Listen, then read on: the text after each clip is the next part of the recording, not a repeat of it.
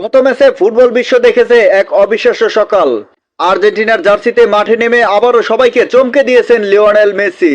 3 গোল করে দেখিয়ে দিয়েছেন বয়স শুধু সংখ্যা, ক্লাস চিরস্থায়ী। এখন প্রশ্ন একটাই, আজকের ম্যাচে আর্জেন্টিনা কেমন খেলবে?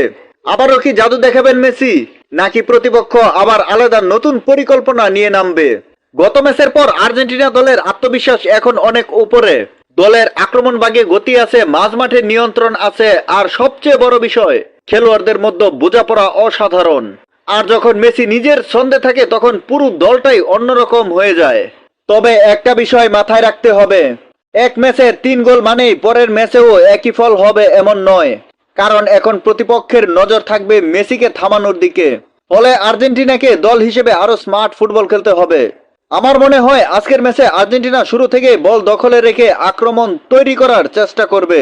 মেসি হয়তো শুধু গোল করবেন না, সুযোগ তৈরি করবেন, পাস দেবেন, পুরো আক্রমণ পরিকল্পনা করবেন।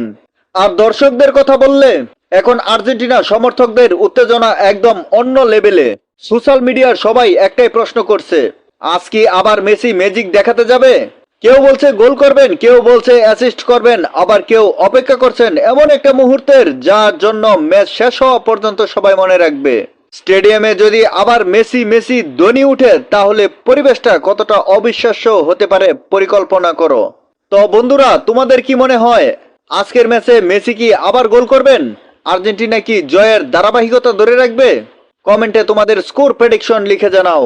ভিডিও ভালো লাগলে লাইক, শেয়ার আর সাবস্ক্রাইব করতে ভুলবে না।